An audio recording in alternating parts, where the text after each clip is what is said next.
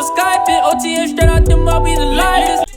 Oh, you already know how we rockin', man. It's your brother from another mother, Kobe Lee in the building, bringing you the all new Philly Cat podcast.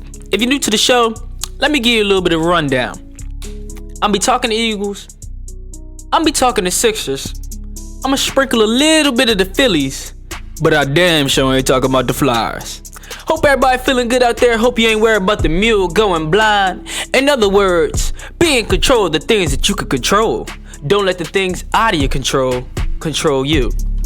Okay, so let's get down to the nitty gritty, man. The Sixers took down the LA Lakers last night with the final score of 105-87. I mean, basically the Lakers got oiled down and tossed around, if you catch my drift. You know what I'm saying? But this once they ruled out LeBron James that he wasn't gonna play or whatever, I knew that this was gonna be a dub. But what I wanted to see was the battle of the bigs. We talking JoJo versus AD, and they did not dissatisfy all of us. They definitely brought their game. Let's go down the numbers, man. We talking Joel Embiid, 26 points, 9 rebounds, 7 assists, a steal, 2 blocks, 9 of 20 from the field. He definitely shot 5 threes and had a donut. He was 0 for 5 from the 3, so it was a shaky night. First of all, you shouldn't be taking 5 threes in the first place. But they played a lot of, they double team, even triple teaming sometimes, so they had Embiid playing the perimeter, you know, for a nice majority of the game, whatever. But he was 8 for 13 on the free throw line, a little bit shaky from there too. We usually see him miss maybe only 2 shots. We need to get him back up. You usually see him like the 80% range at the free throw line. But he did all this in 35 minutes. To follow up behind him was Tobias Harris, you know, the professional, you know what I mean? 23 points, 5 rebounds, 4 assists, 2 steals. He was 10 of 15 from the field, 3 of 5 from the 3-point line, and did all this in 35 minutes. Tobias, like I said, man, I feel like he's secure on this team. We shouldn't trade him. We should keep him and try to add, you know, that second option, you know, with the trade from Ben Simmons, and move Tobias down to the third option. Because if you give me that 18 to 25 a night, plus the Embiid 30, plus once we get the other guy and the second option, and he gives me that 20 to 30 a night, we're looking great. Because you already know Maxey is coming along well with his development and his conditioning, you know what I mean, his endurance. Speaking of Maxey, we talking 14 points, 7 rebounds, 10 assists. Yo, that's crazy. I just now looked at this. Maxey almost had a triple dub. I mean, 10 assists. I thought he couldn't play point guard. I think Maxey was coming along. He needs to learn how to play the position, you know, to be efficient, you know what I mean, especially getting guys involved. But, you know, 10 assists, you know what I mean, we don't never really see Maxey getting 10 assists. So he's starting to come along, man. He was 5 of 14 from the field. He also had 2 blocks. He was 2 of 6 from the 3-point line. Still a little shaky from there, but he was 2 of 4 from the free throw line, and he played 38 minutes. Like I said, Doc is letting this guy run. Doc is doing a great job with Maxey's, you know, development and coaching him, you know what I mean? And I like the fact that he could take criticism, unlike Ben Simmons, man. I heard on I seen a video of Shaquille O'Neal talking about Ben Simmons, you know what I mean? And just basically the fact that he's not playing for the Sixers because of criticism from the fans, criticism from Doc, criticism from his teammates, you know what I mean? And, you know, it's to the point where Shaq just said, I can't respect him, you know what I mean? And I kind of feel that way too, you know what I mean? On basically talking about basketball, period. Outside of basketball, I mean, you still a man at the end of the day. But you right now you acting like a you know what. But yeah, hopefully we can move you on, or if you come back, whatever the case may be. But you know what I mean, in the standings we looking good. We'll get to the standings in a minute. George Niang came through with the 14 points, 3 rebounds, 2 assists. He was 4 of 6 from the 3-point line. He definitely had the burner. He was hot, 5 for 7 from the field, you know what I'm saying? Ran 24 minutes. Danny Green back from the hip injury. I think Danny Green has been listening to the criticism, and he just want to shut everybody up. But you ain't shutting me up, my brother.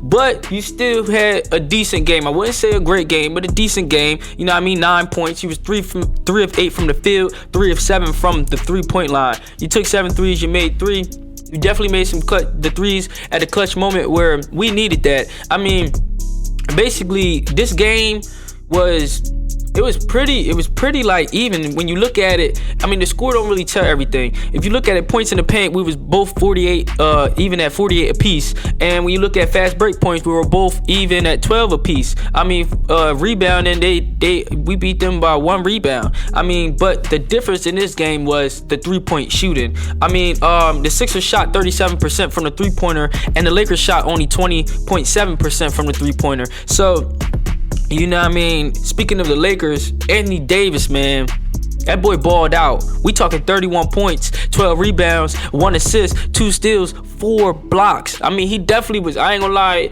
Embiid definitely had, you know what I mean, he had a challenge last night, you know what I'm saying? And Embiid himself, he said that he didn't have a good game. Even though, looking at the stats, my brother, you almost had a 30-point triple-double. That's a bad game. A 26-point night game is bad to Embiid.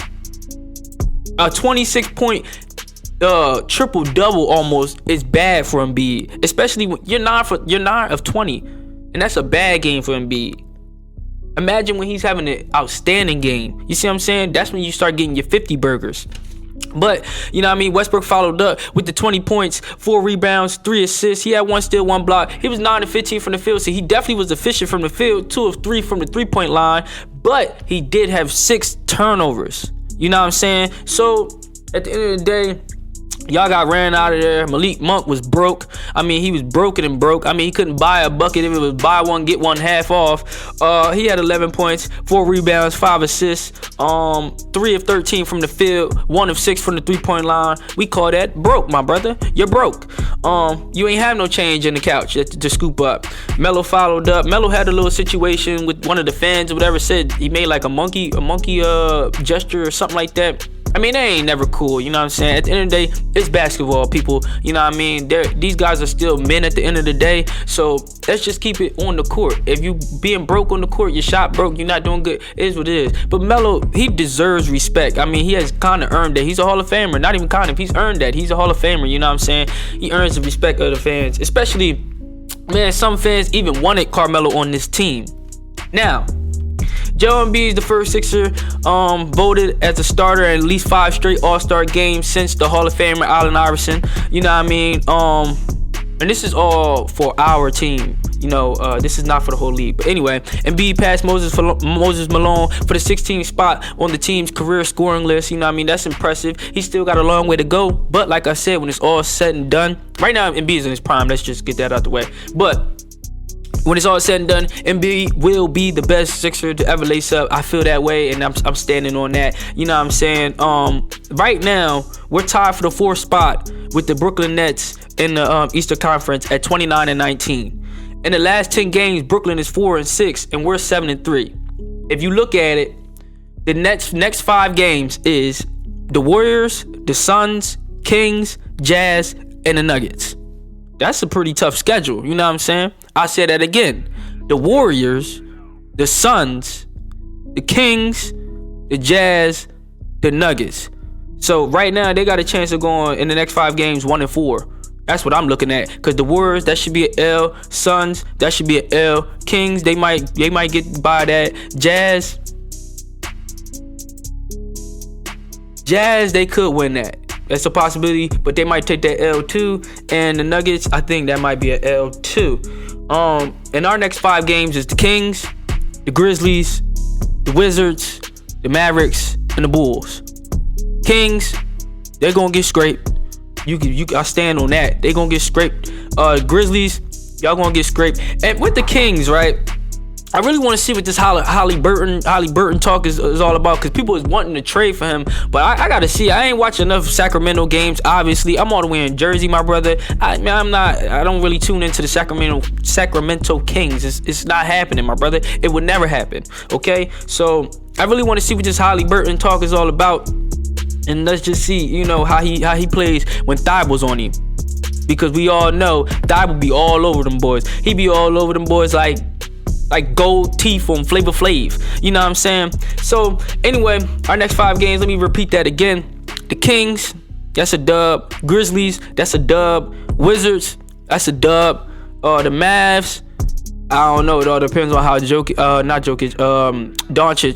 and Porzingis play. But I think that should be a dub. You know what I mean? They can't stop Embiid. They don't got nothing for Embiid.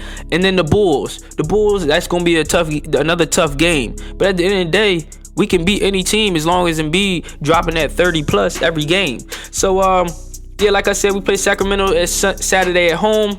We'll see what's all that about. You know what I mean? Let me know what y'all think in the comments, man. It's your brother from another mother, Kobe Lee in the building, signing out. And until next time, folks, T-Roy, take us home.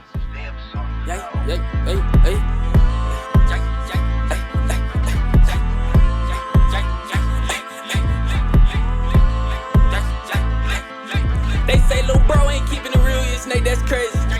Feeling in my bones on to make 100 million, and this shit won't phase me. A biggie in paper, too many dollars, too many bills, somebody save me. Too much juice, too much sauce, too much maple.